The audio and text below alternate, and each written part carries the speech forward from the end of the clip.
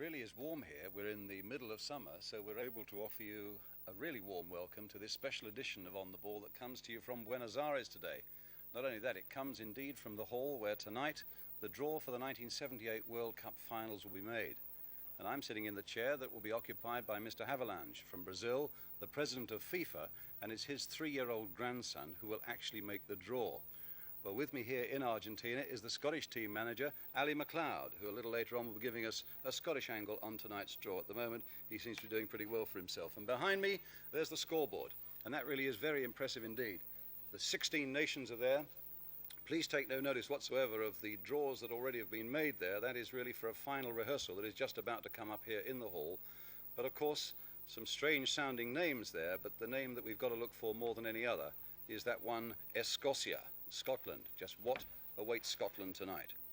Today we shall also be looking at the Football League programme, the day when Brian Clough returns to Derby County with his Nottingham Forest side, and Tommy Docherty will be telling us why he thinks Forest will win the championship. And Wrexham manager Arvon Griffiths on that cup victory over Bristol City and what they plan for Liverpool in the League Cup this coming Wednesday. And indeed all the action you want in the next half hour. But we're going to begin right here in the San Martín Theatre in Buenos Aires, where tonight's World Cup draw takes place. Let me just remind you of the 16 nations who will go into the hat, and here they are in alphabetical order. Argentina, Austria, Brazil, France, Holland, Hungary, Iran, Italy, Mexico, Peru, Poland, Scotland, Spain, Sweden, Tunisia, and the holders West Germany. And from that lot, 4 seeded nations have already been named: Argentina, West Germany, Brazil and Holland, with Italy also being regarded as a seed, and they go in the first group with Argentina, but more of that in just a moment. So the World Cup then is now a matter of, 5 months away, when we can look forward to the sort of action and the sort of incident that really lit up the whole summer for us in 1974 when they were held in West Germany. First, the brilliant goals. The little nations had their moments, and what mixed moments they were. But will there be another Johan Cruyff in Argentina? And of course the moment that every footballer wants, to score a winning goal in a World Cup final. And last time out, that fell, inevitably it seemed, to Gerd Müller of West Germany. Well, after tonight's draw, we can start to dream again. Meanwhile, the reality of staging a World Cup competition is really quite frightening. There was fears about the security in Argentina. There were fears about raging inflation here as well. And it cast doubts that the grounds themselves, that you can see in the centres here on the map, would not be finished in time. But I've got to say straight away, the Argentinians are well up to schedule. They've done a tremendous job. And the 3 grounds here being built from scratch, those are at Mar del Plata, Mendoza and Cordoba. And I'm told that they are now 95% ready. So in one of those 5 centres, we shall find Scotland. And here with me now is the Scottish team manager, Ali MacLeod. So I'm bound to say, Ali, when you got your way around an enormous Argentinian steak at dinner last night, you looked thoroughly at home. Yes, I thought you looked better when you wore the kilt. That really delighted me. Tell me what you're hoping for from the draw tonight. I just hope and sincerely hope that we get a reasonable draw. You know, I don't particularly want to open the World Cup. I would love to be in Germany's section as long as I'm not opening the World Cup. Yeah, the previous holders, they open up, don't they, on the first I day? would like to be drawing the number. Why don't you want to open up against West Germany? I think it's a nerve-wracking occasion, you know. I think that Germany have been there before in the World Cup final, so they're used to it. It's my first big tournament, shall we say, if you count the home championships big, but the World Cup's the first big World Cup for me, and I personally like to be drawing the number in either section that doesn't meet the seed in the first game, you know. That's the way I would like it. Have you got any sort of hunch where you think you might finish up? No, I felt all along that the Cordoba section I was going to land in, you know. And the more you see the draw, and I'm told that Scotland and Poland and Spain are coming out in the next round in the second seeded positions, it's looking more and more like it will be Scotland and Germany, but you never know these things. You've been looking around Argentina these last few days, and I think you've got a conviction there will be a European winner in this tournament. Yes, I think that the pitches that we have looked at, particularly Mar del Plata, Cordoba, Rosario and Mendoza, The grass there is absolutely brilliant, and it's more like what we're used to in Britain than, shall we say, the South Americans, and I think it will favour the European teams, and I have a feeling myself this year it's like a European team is going to win it. You're fully confident that you're going to do yourself justice out here? Oh yeah, no doubt in my mind. You know, I think we're well prepared. In my own mind, I know the squad roughly, and I think... You know it already, do Oh you? yeah, I would think it was wrong if I didn't know it, you know. I know who's going to come out here, and I think that we'll do the country proud, and I'm not saying we'll win it, that would be stupid, but I think that of the European teams, we've one chance in 8, and as good as anyone. No one wants to play us anyway, that's what the rumour has here. Really? You've been told that here? Oh yeah, no one wants to play us, but maybe we don't want to play them either, you know. We just don't tell that to anyone. I'd be quite happy to play anyone, but I think Scotland, if I wasn't the Scottish manager, I honestly believe that I wouldn't want to play Scotland. I'm not going to give away any secrets, I hope, but coming over on the plane, and you never like to single out individuals, but you told me about 2 players who you thought might make it really big here this summer. Yeah, well, I think... One was Alan Ruff, the goalkeeper. Yes, I think contrary to what everyone, particularly in the south, I mean, everyone in the north and Scotland believes that Alan Ruff's the best in Europe. His performance... You believe that? Yeah, 7 goals and 17 internationals, 3 of which are penalties, 1 and there's a free kick. It's a great record. He does make the odd mistakes, but who doesn't? I mean, we saw the English goalkeeper quite recently lose a few simple goals, and I rate Clements as a good goalkeeper. But I think that Ruff, at the end of the day, will have a great World Cup, and I think that if he concentrates, he could be voted possibly the best keeper in the World Cup. And it's essential that the team that wins the World Cup must have a great goalkeeper. Yes. You also think that World Cups are won by good passers, and you think Don Masson is going to be the man to show people how to pass the ball? Yeah, I see people criticise the Scottish team and have said to me, managers, you know, in a nice way, trying to help, they have said, what's wrong with Scotland? You don't have ball winners. But my answer to that is, but we don't have players that give the ball away. And this is where Masson's world class. He doesn't give the ball away. He passes to his own players all the time, and it's a big advantage, you know. Are you a bit nervous about tonight? Yeah, keyed up. You know, for the first time, I know you said 5 months away, but for the first time, you're in the theatre where it's going to all happen. And no matter who you're drawn out with, I mean, it can be Tunisia, Iran, Mexico, Holland, the little stomach goes and the little fight. But at the end of the day, when Scotland flashes up, there'll be a hush in this hall, I'll tell you that. Everyone will not be wanting us. Delighted. I hope it goes well for you tonight, Ali. And thank you very much for joining us in On the Ball today. And Ali, indeed, will be back with us on ITV for that World Cup draw later on tonight. Well, we're going to turn now to the top of the First Division, where Nottingham Forest have that 5-point lead and today are away to Derby County.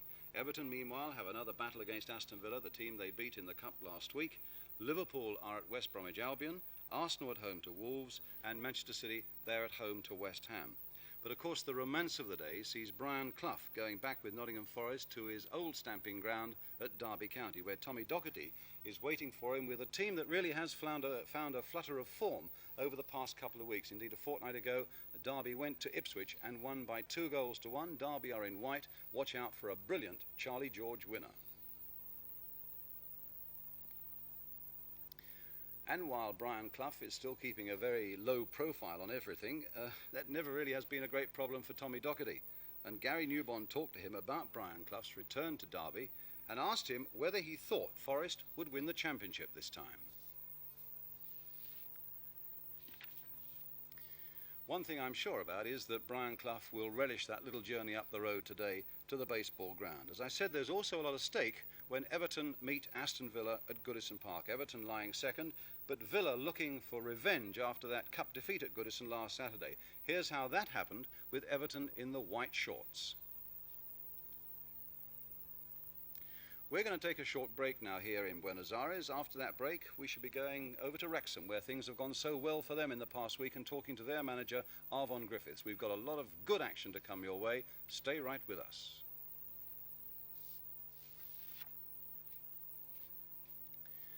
Welcome back to On the Ball, coming to you today from Buenos Aires, indeed from the hall where tonight the draw for the 1978 World Cup finals will be made. But first of all, we've got to do that again. Keep rolling. Welcome back then to On the Ball, coming to you today from Buenos Aires, and indeed coming to you from the hall where the draw for the 1978 World Cup finals will take place tonight. But first of all now, we've got to pop back to the World of Sport studio in London to pick up the very latest morning news from Dickie Davis. Thank you, Dickie. And one other item of news that I've got, it's on the future of Kevin Keegan. I bumped into Gunter Netzer, the West German international, this morning. He's now manager of Hamburg, Kevin Keegan's club, and Netzer has denied stories that he's about to sell Keegan to the American club Cosmos. Kevin Keegan is not for sale, he told me. I regard Kevin as one of the greatest professionals that I've ever met. Now let's look at Liverpool, because they were hustled out of the FA Cup last Saturday by Chelsea, and after it, the Liverpool manager, Bob Paisley, had some very harsh things to say about his team. He said, "We were pathetic. They went out with sawdust in their heads. They gave Chelsea all the goals." Well, judge for yourself now. Chelsea against Liverpool. Chelsea are wearing the white socks. So it's been a busy week putting a few things right at Anfield, you can be sure of that, including the signing of Graham Souness from Middlesbrough for a cool £352,000. And manager Bob Paisley has refused to comment any further on the shortcomings of his team at Chelsea last Saturday. But after today's game at West Bromwich, Liverpool's next date is the League Cup fifth round tie at Wrexham, and that now has become quite an interesting one and a difficult one for them, because what a week it's been for Wrexham. There they are, right amongst the pacemakers now in the third division. Today they're at home to Shrewsbury, and behind them they've had this magnificent victory in the week in the FA Cup against First Division Bristol City. It began with an amazing 4-4 draw at Ashton Gate last Saturday. Then when the two teams came back to Wrexham on Monday night, Wrexham finished the job brilliantly with this 3-0 victory. Indeed, Wrexham could even afford to miss a couple of penalties, and both times the offender was Bobby Shinton. So there's cause for celebration and optimism at Wrexham these days, particularly for manager Griffiths, and it certainly is a far cry from that miserable night at the end of last season, when they were beaten by Crystal Palace and pipped on the post for promotion right at the very last game. Elton Wellesby asked Arfon Griffiths how he had lifted morale at Wrexham at the start of this season. Well, speaking personally, I hope that Wrexham do go up into the second division this season. I think most people will have agreed that they have been the best side in the third division for the last 3 years without quite getting the breaks. Perhaps this will be their year. Our last action today takes us to Scotland, where Rangers stay on top of the table and today are due to visit St Mirren. Rangers kept top place with the victory they, I suppose, enjoy more than any other over Celtic. Here's how they won last Saturday at Glasgow's battle at Ibrox Park. They won it by 3-1. Rangers are in the dark shirts. I'll do that link again. Well, speaking personally, I hope that Wrexham do go up. I think most people in the game, certainly down in the third and fourth divisions, would have said that Wrexham are the best side in the third division and have been for the past 3 seasons. Perhaps this is going to be their year. Our last action today, though, takes us to Scotland, where Rangers stay on top of the table. And today they are due to visit St Mirren. Rangers kept top place, in fact, with the victory that they must enjoy more than any other over Celtic. Here's how they won last Saturday's Glasgow battle at Ibrox by 3-1. Rangers are in the dark shirts. So, victory for Rangers with the help of that crazy second goal, and that's it for this week. Don't forget, though, that you can see the World Cup draw live in Scotland tonight at 9 o'clock. With the part that matters most, I suppose, Scotland's draw. You can get that by joining me in the bulletin at 10 o'clock on ITN. But now it's time to go back to London and rejoin Dickie while we all go out here, enjoy a bit of Buenos Aires sunshine, maybe do a little bit of sunbathing before we come back for the draw later tonight. That's all from Buenos Aires. I will now do some generic links. But now, to bring us right up to date with the very latest football talking point, here's Dickie Davis. So that's it for this week then, and while the sun is beating down here during an Argentinian summer, the weather is a good deal more unfriendly, I know, for you at home. So here to give you the latest sporting casualty list is Dickie. Well, that's the international section of our show completed, but now to bring us right up to date with the soccer scene at home, we go back from Buenos Aires to the World of Sport studio and Dickie Davis. And that's it finished. Hot work then, Ellie. Hot work then. Yeah, very nice piece of you. You happy with it?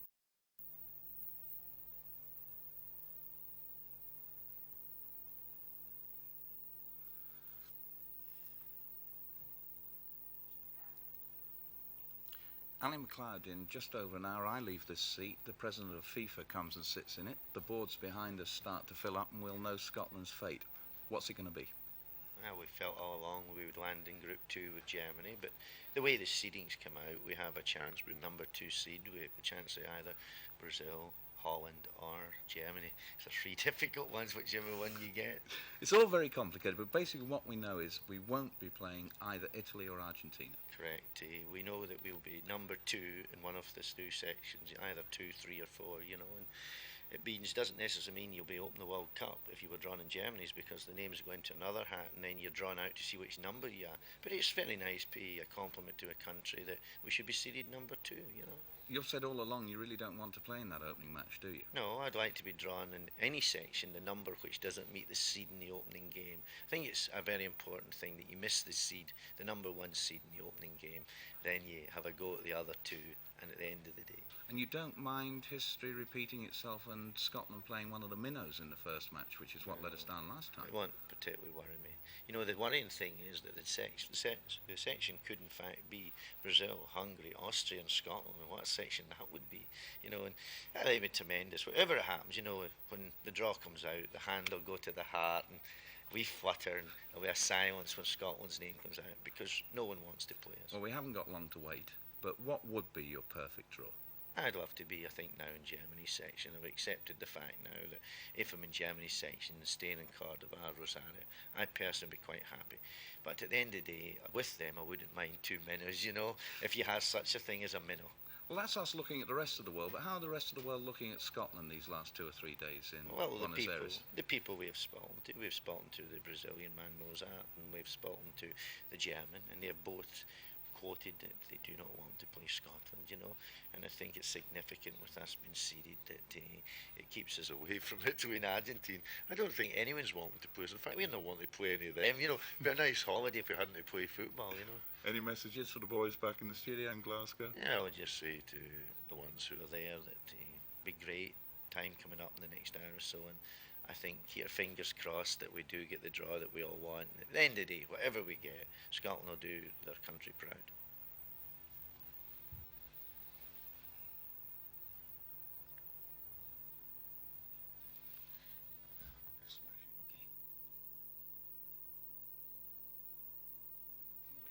You'll find a new line one of these days. When after tomorrow you get something different to talk about. Did you hear that, Ernie? Only 5 people in the first class car.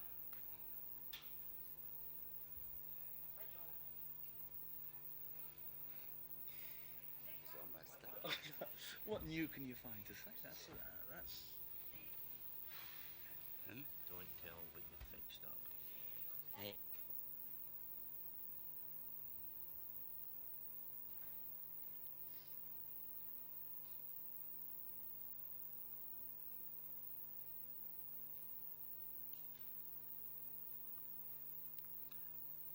Annie Walker. Ali McLeod says he wants West Germany. Is there something you know that we don't know? Because there's so many rumours about this draw one way or the other. Is it liable to be West Germany? No, we have no grounds to think that it will be West Germany, Ian, but we've talked about it until we're dizzy. And we've come to the conclusion that the most suitable draw for Scotland would be to be in Germany's section, provided that we're playing Germany last in the section, and provided that we had 2 maybe lesser lights in the section with us, if there are such things. Your job really starts, doesn't it, in about 3 hours' time, when the draw's over and you really have to get to grips with the logistics of the World Cup. Yeah. What will you be doing then? The first and most basic problem is the one of hotels. We have toured the various centres, as you know, about 6 weeks ago. We know what we want once we know where we're situated.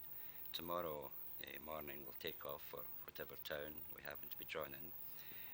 We have a travel problem, but we've chartered a small plane, and we hope to take off into the blue first thing in the morning. These are change days from the SFA 1954 and 58. I mean, it's very much a high-powered business, though, isn't it? It's a changed world we live in.